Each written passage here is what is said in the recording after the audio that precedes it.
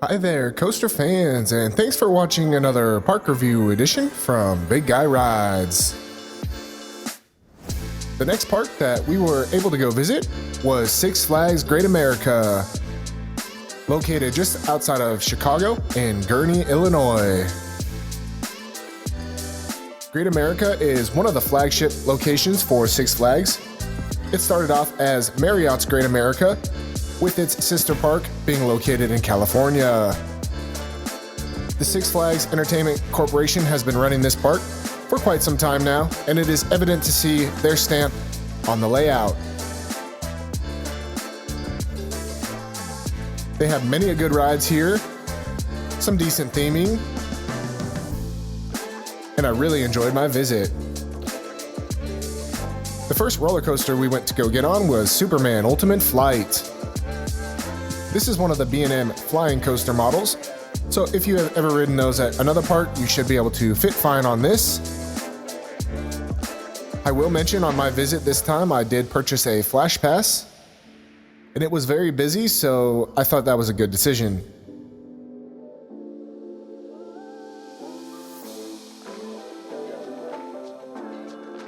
This ride, I give a rating 8 out of 10 and a size rating XL.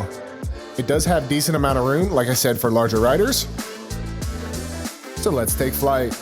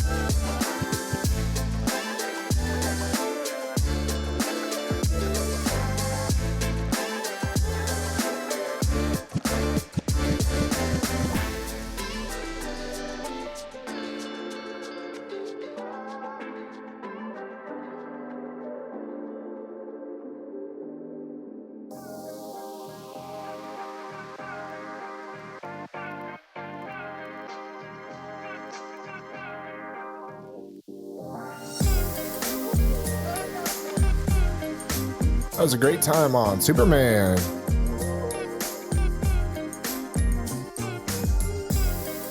Like most other Six Flags, as you head out of many of the attractions, you will find a gift shop located near the exit. Six Flags Great America in particular had really good merchandising.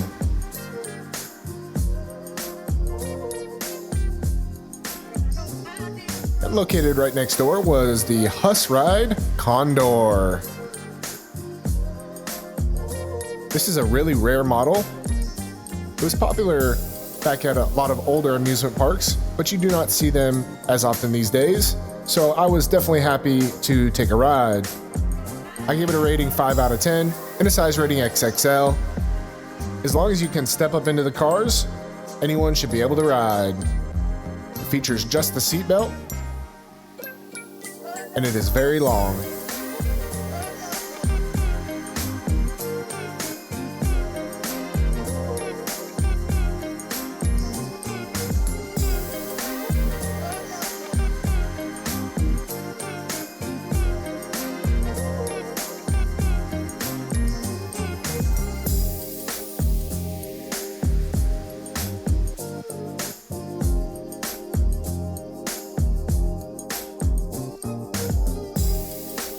Up next, we hopped over to Rue Le Dodge. This is their bumper car style of ride, and I have been on this exact clone at California's Great America. This ride does feature some really cool antique looking style bumper cars with a ride rating 3 out of 10 and a size rating XL. It's got a strap that goes over the shoulder, and singles can go alone.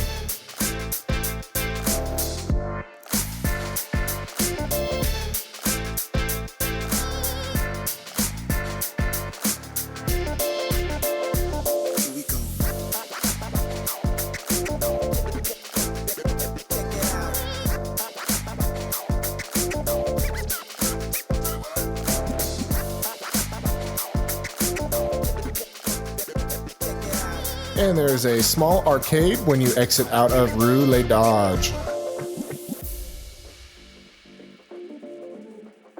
Continuing on down the pathway here, we landed on the Dark Knight coaster. This is a Mock Rides Wild Mouse, and it is entirely indoor. It is going to be a little bit difficult to see on the POV because it is mostly dark, but I do like to give you guys an idea of what the ride is like anyhow. This one features really good theming in the building and queue line as you lead up to the ride,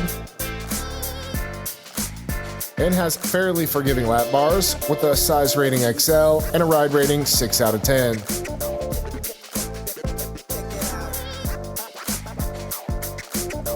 Let's take a ride with the Dark Knight coaster.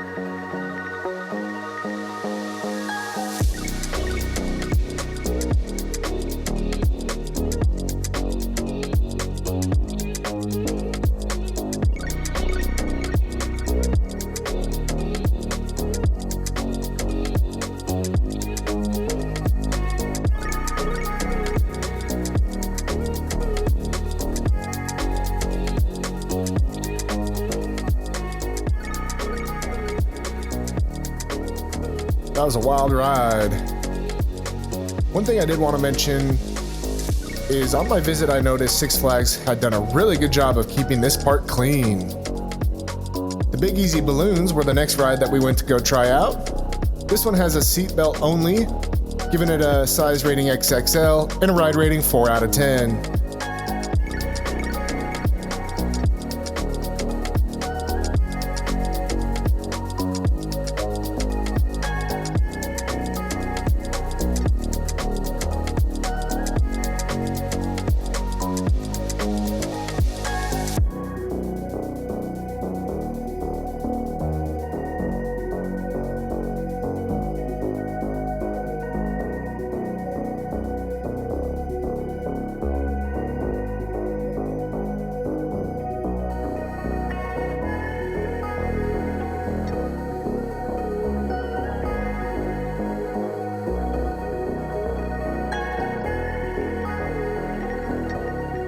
Right next to the Big Easy Balloons is one of 2 Johnny Rockets located in the park.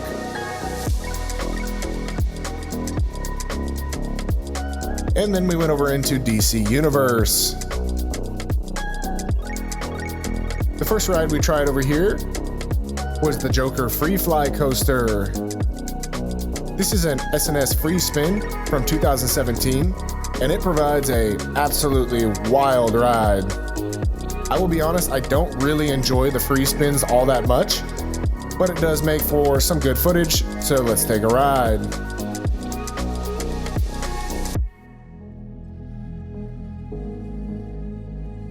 The free spins actually have a decent amount of room with a size rating XL and a ride rating 5 out of 10. You will get flipped around several times on this ride, so hold on and prepare.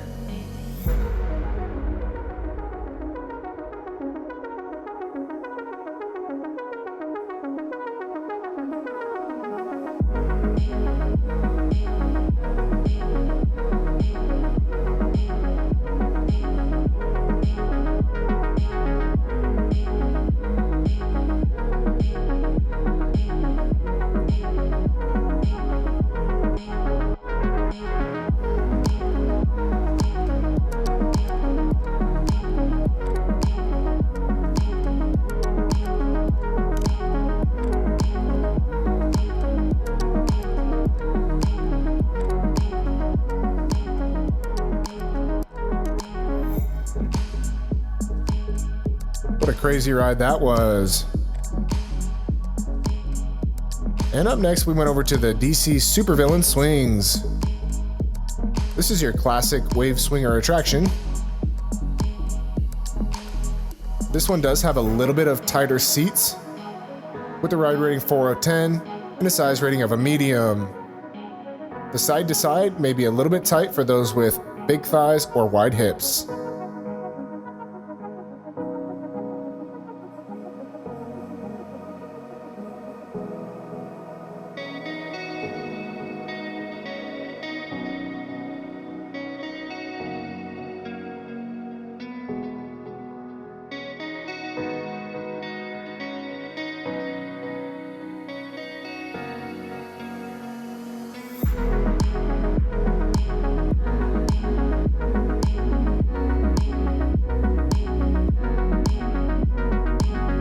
After we jumped off the swings, we headed over into kind of the next section of the park.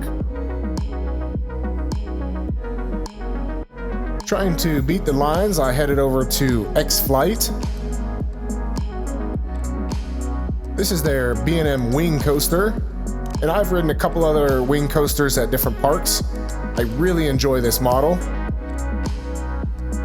And X-Flight had a little bit of a rattle to it, but overall I thought it was a good attraction.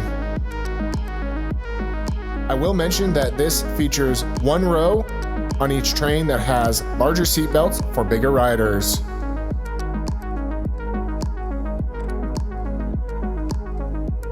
I give it a ride rating 8 out of 10 and a size rating XL.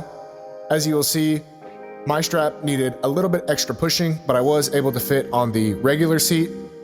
As mentioned, there is one row with larger seating available. Let's hit the track with X-Flight.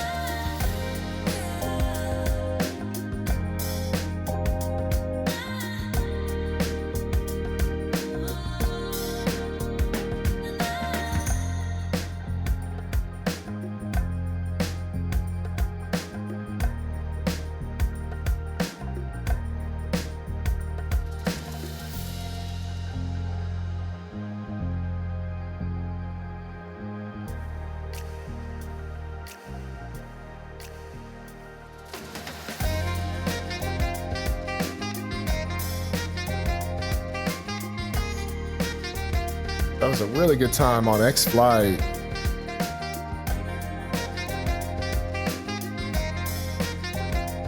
Up next, we took a walk through Kidzopolis, just to show you some of the things the little ones can do.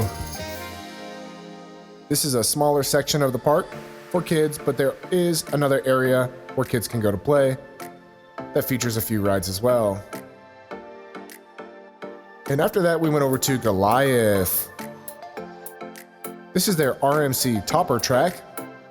And if you have watched my channel, you'll know that RMC is by far my favorite manufacturer. This was my first topper track model I've been on, but I'd say they run fairly similar to the other iBox models that I have ridden. This one had about the same size fit as most of the other RMC trains, with a little bit of a tighter seat belt and the lap bars, giving it a size rating of a large and a ride rating 8 of 10.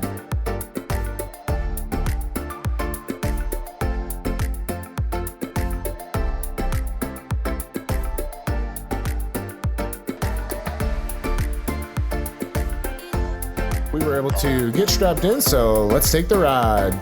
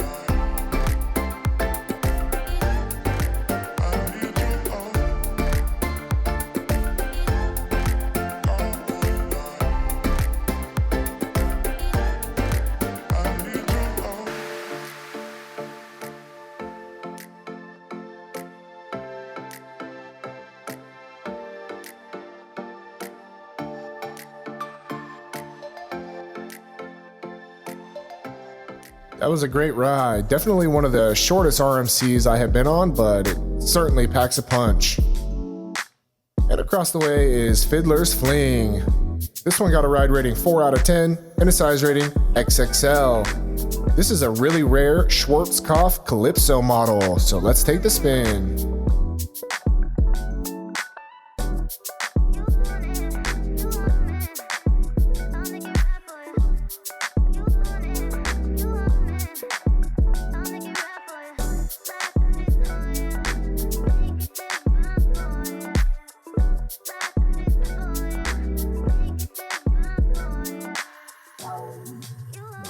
After that, we went over to Camp Cartoon. This is another small kids area. It does have one ride that adults can get on, and a couple of nice kiddie rides.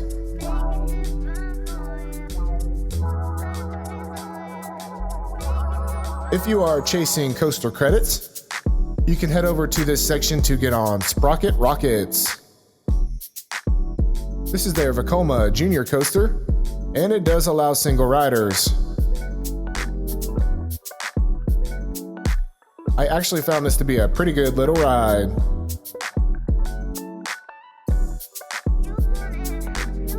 If you've got kids looking for a little bit of a larger coaster and maybe a stepping stone from them to get from the kiddie rides to the larger ones, this would be a great option.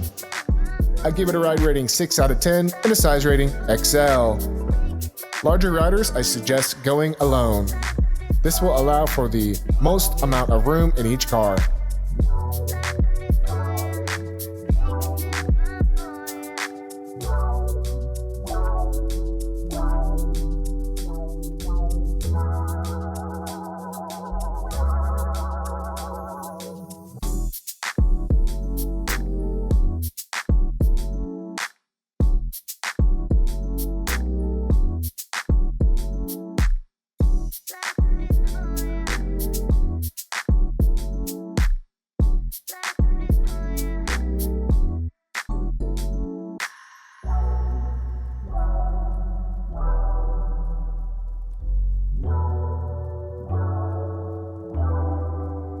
That was a great ride. And up next was another little kids coaster, the Little Dipper. This is a really cool PTC that was saved from Kiddieland over in Melrose Park, Illinois, originally opening in 1950. It was brought over to Six Flags Great America, and riders enjoy it today. I gave it a rating 6 out of 10 and a size rating XL.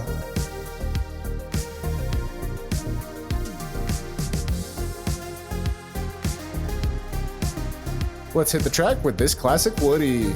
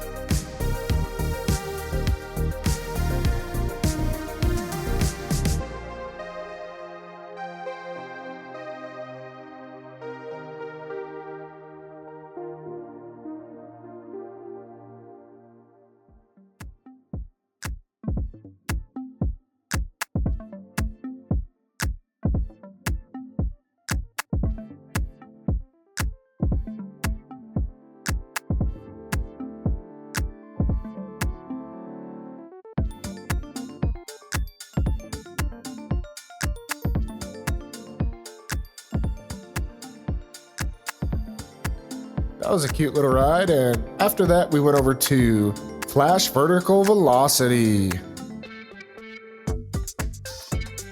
This is their Intimate Impulse coaster, and these are notorious for having very tight seats. I have been on one other model in California, and I barely fit on that one as well, with a size rating medium and a ride rating 8 out of 10. The ride op did help me a little bit to get pushed into this one, and I barely fit. So let's take the ride.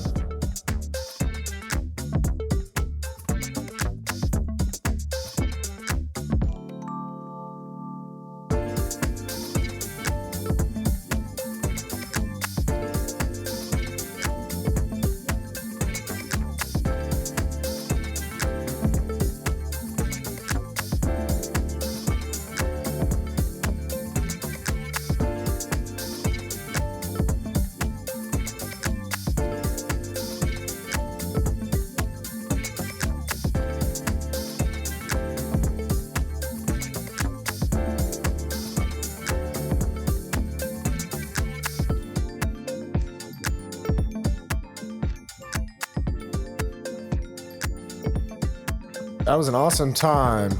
After that, we went over to Batman the Ride. This is a B&M invert and was the original Batman the Ride, built in 1992. This ride has been very popular and has been cloned at several other Six Flags throughout the chain. Being the original, this was the tightest one that I have ever been on, and I certainly needed a little bit of help getting pushed into the seat. There is a test seat out front for larger riders to try out.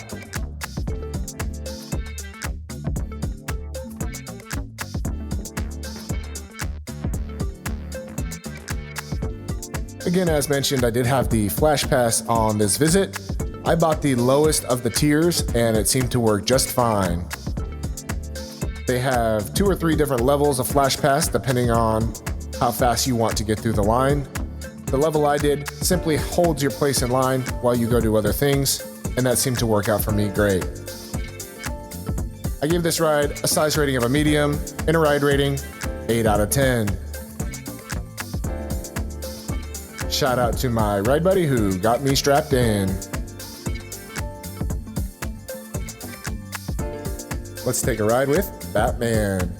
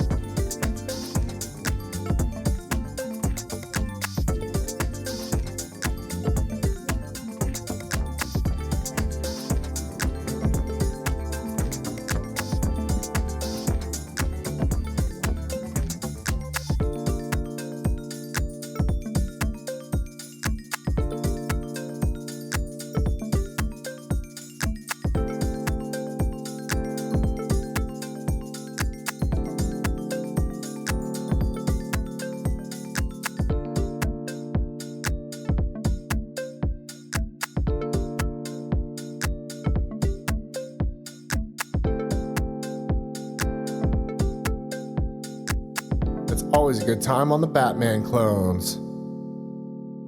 And up next, we went over to Sky Striker. There is Samperla Giga Discovery. This was built in 2024 and is the tallest of the Discovery models.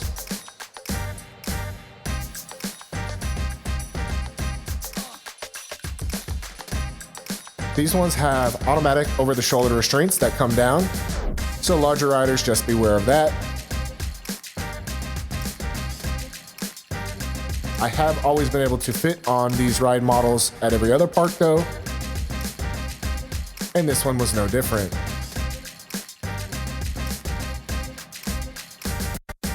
I gave it a ride rating 7 out of 10 and a size rating of a large.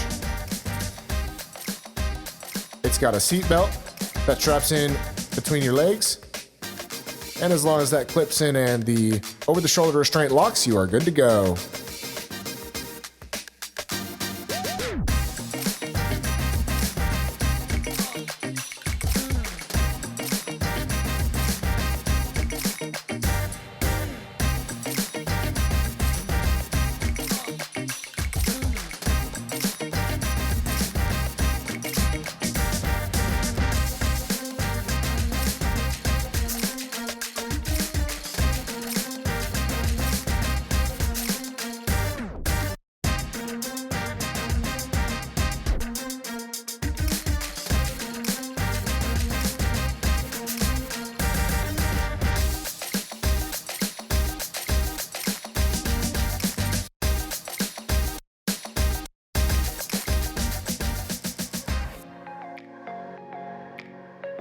That was a really fun time on Sky Striker.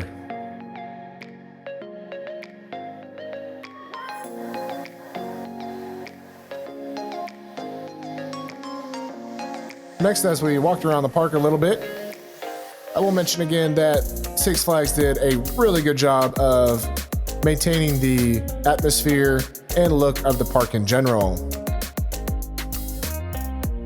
The Whizzer is the next ride we tried out and is an ace coaster credit if you are tracking those.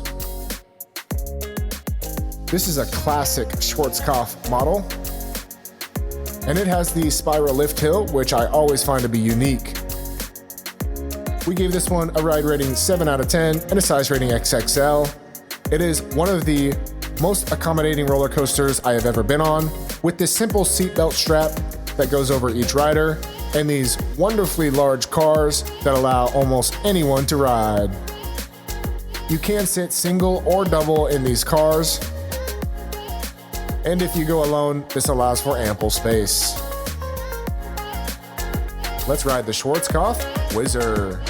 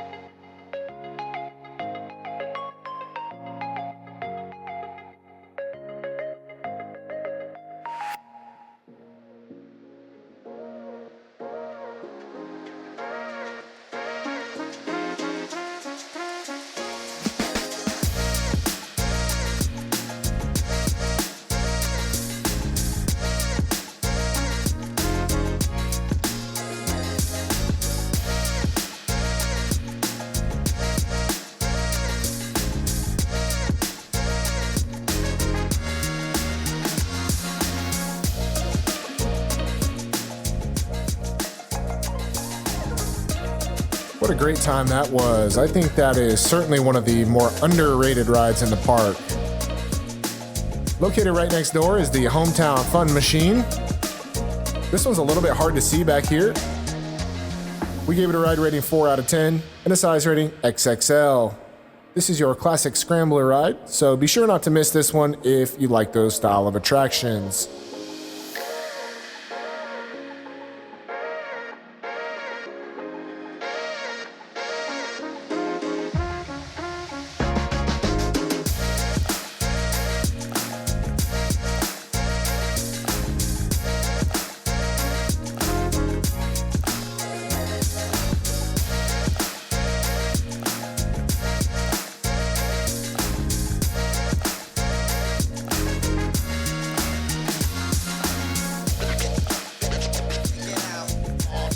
After that, we went over to Triple Play.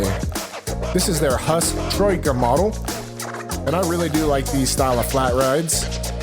We gave this one a ride rating 4 out of 10 and a size rating XL. It's got a fairly accommodating lap bar, so most adults can ride.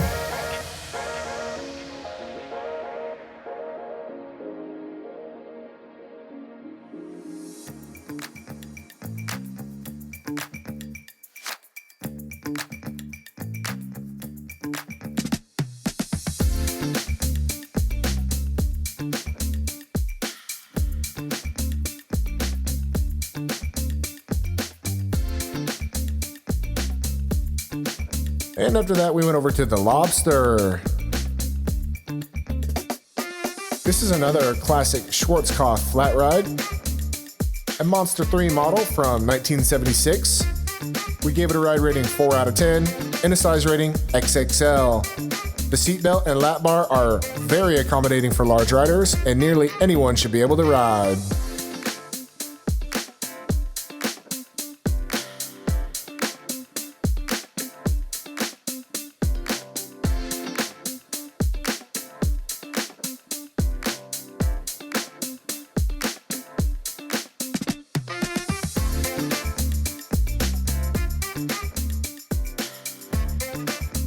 And up next, as we headed into the Southwest Territory, we got on one of the most unique rides at the park, which is their wooden coaster, Viper. From 1995, built entirely by Six Flags themselves, this is an exact replica of the Coney Island Cyclone. This is the only ride that Six Flags has constructed entirely themselves, and I must say, I thought it was very enjoyable. I expected it to have a little bit more rattle and shake than it actually does, and the seats were fairly accommodating for larger riders. I gave it a ride rating 7 out of 10 and a size rating of a large. The side to side is going to be a little bit of a problem for those with larger hips or wide thighs, but most should be able to ride. Pro tip for taller riders, crisscross your legs to get into this one.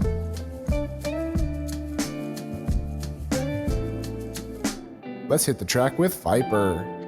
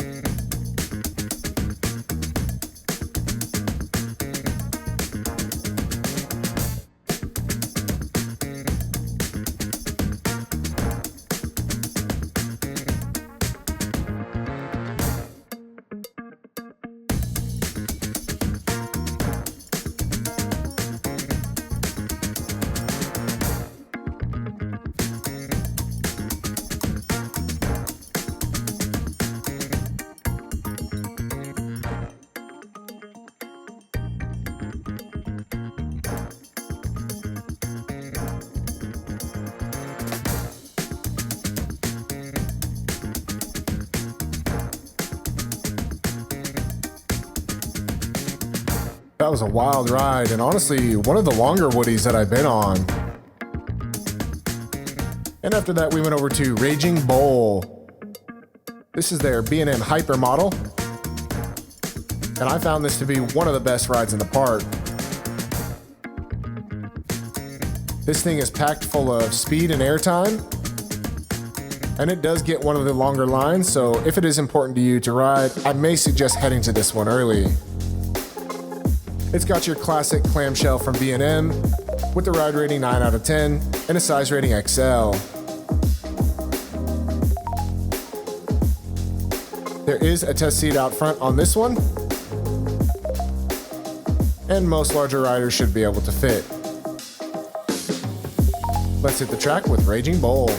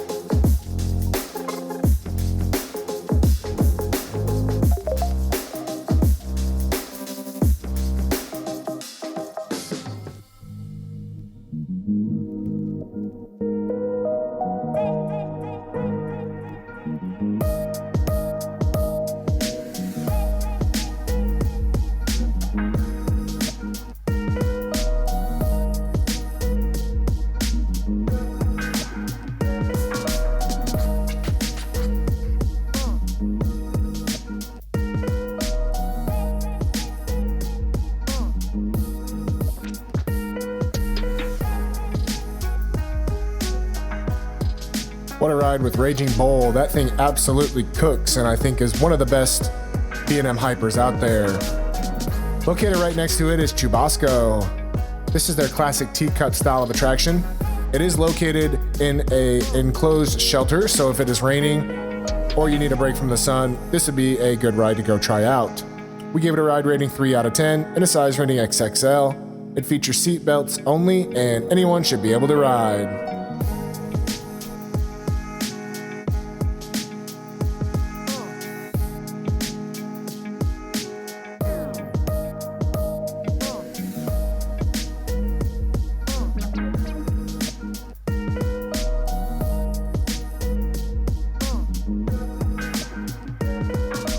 After that, we went over to Ricochet.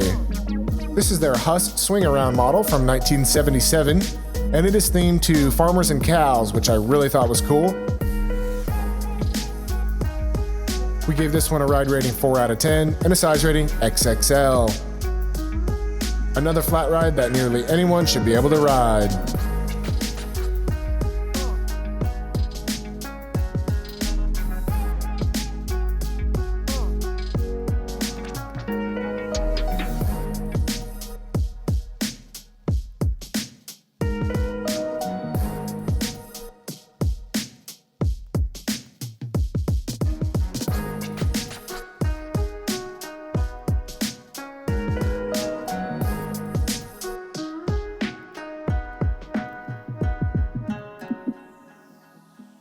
And the River Rocker is the park's swinging ship model.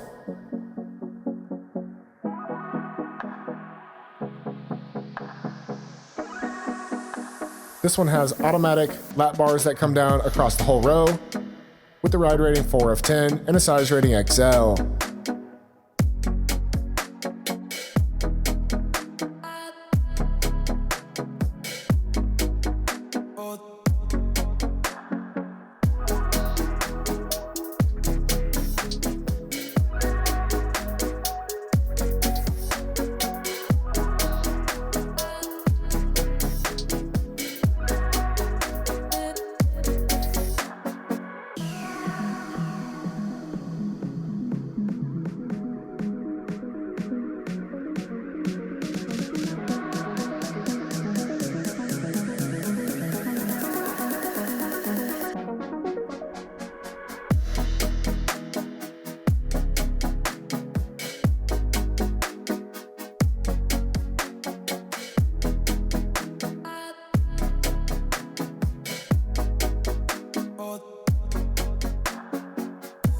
What a fun time on the River Rocker.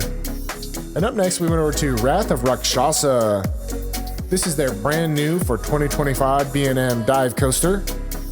And this one as well gets very long lines. So if it is important to you, I would head to it early. As you can see, the front seat belts are a little bit tight for large riders. We gave it a ride rating 8 out of 10 and a size rating XL. There is a couple of seats with longer seat belts in the middle if you are unable to fit in the regular chairs.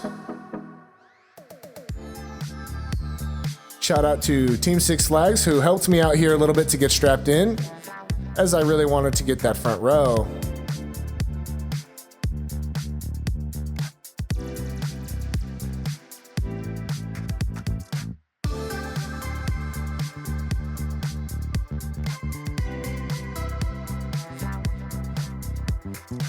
Once we were able to get strapped in there, we were able to take the spin.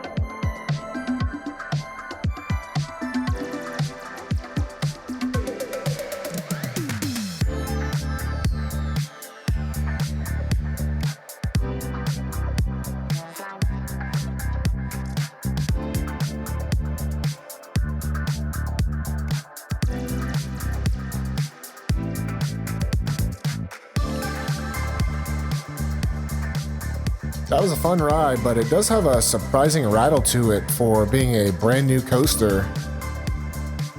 Some of the new B&Ms have been having a little bit of shakiness and rattle problems right when they open. Hopefully that's something the company can smooth out over the future.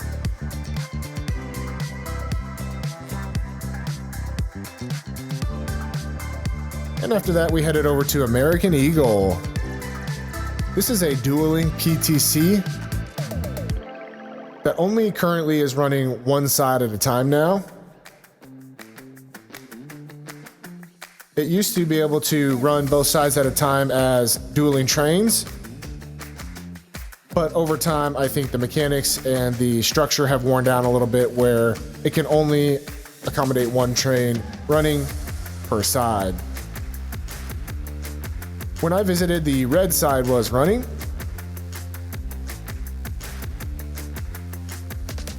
And we gave it a ride rating 8 out of 10 with a size rating XL. It's got a simple seatbelt and lap bar combo, but it does allow for a decent amount of room for larger riders. The side-to-side part may be a little bit tight for those with large thighs or wide hips.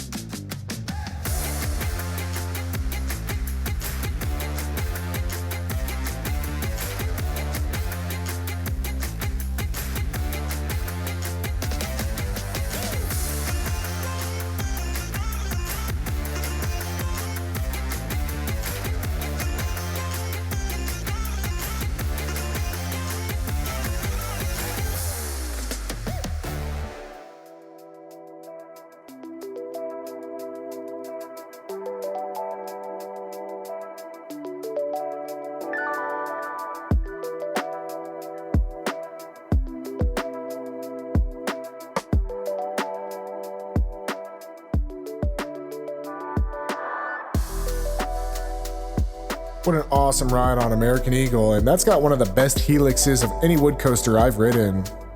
Up next was Justice League Battle for Metropolis. We gave this one a ride rating 5 out of 10 and a size rating XL. It's got a single position lap bar that goes over everyone in each row, and this is a dark ride shooter game that is a clone from many other models at different Six Flags throughout the chain.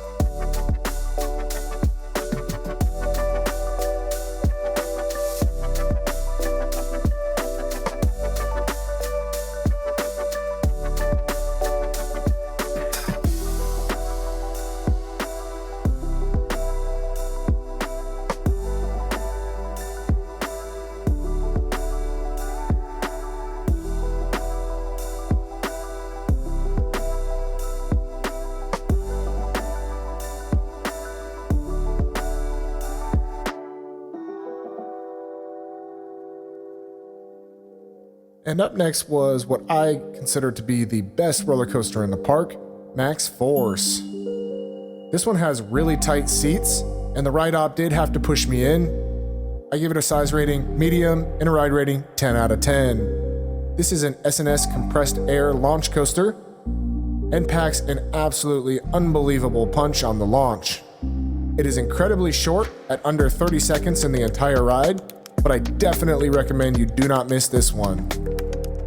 I happened to visit the park over a couple of days, and I went to this one first on my second day, as it is located near the front and does tend to get long lines quickly.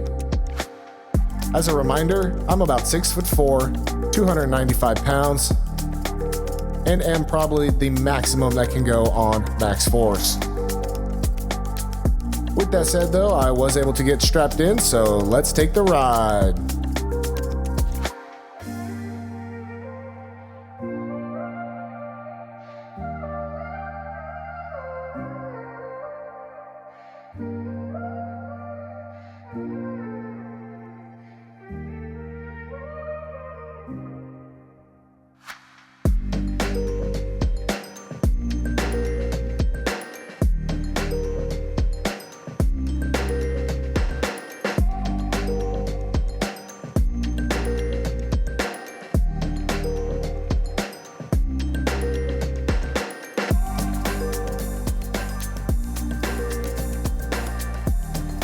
Short but sweet, the POV does not do that thing justice. It absolutely throttles you out of the station. The next ride I went to go try out was the Giant Drop. This is an Intamin drop tower, and I have struggled with these at several other parks due to the size fit. So going into it, I wasn't expecting much. And as I thought, I was not able to fit. The seatbelt on this one is shorter than any other Intamin drop tower I've been on, giving it a size rating of a small. Shout out again to Team Six Flags, who tried their best to get me strapped in order to be able to ride, but unfortunately on this one it just wasn't gonna happen. Larger riders beware, I may skip this ride.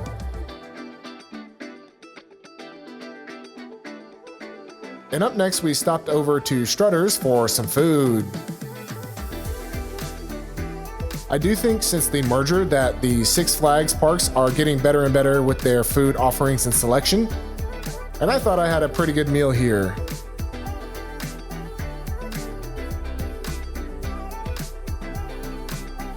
After we ate, we went over to Skytrek Tower.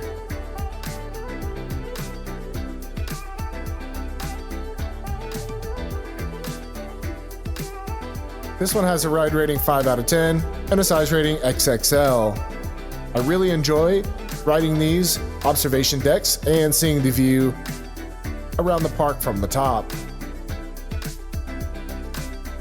California's Great America does have a sister clone to this model as well. Both are located at the front right section of the park upon entry.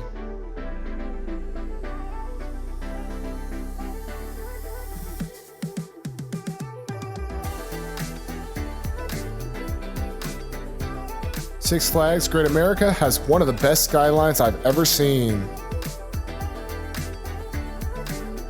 Especially towards the back of the park, it seems like you've got coaster track popping out everywhere.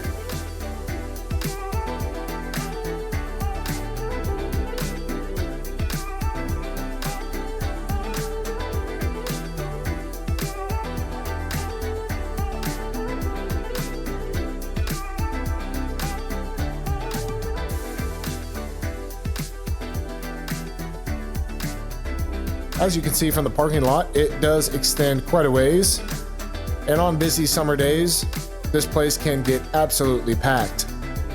For that reason, if you are planning a single day visit, I would recommend checking out their Flash Pass options. If you have time, I would recommend visiting this park over a couple of days stretch, so you have enough space and time to get everything done.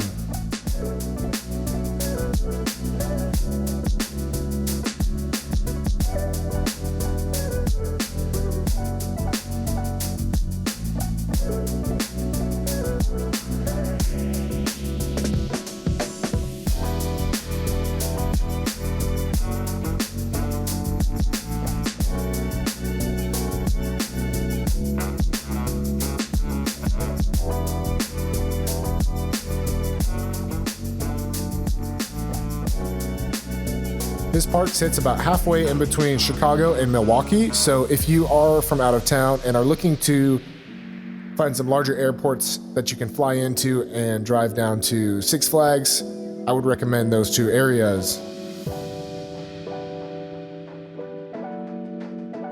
Located near the front as well is the Columbia Carousel. These double-decker carousel models are some of my favorite classic attractions, and I always opt in for a ride up top. This one does have just the seatbelt only, with the size rating XXL and a ride rating 5 out of 10. It does feature bench style seating, so any adult can ride. Because of the nostalgia and the double-deckerness of it, I gave it a pretty high ride rating for a carousel.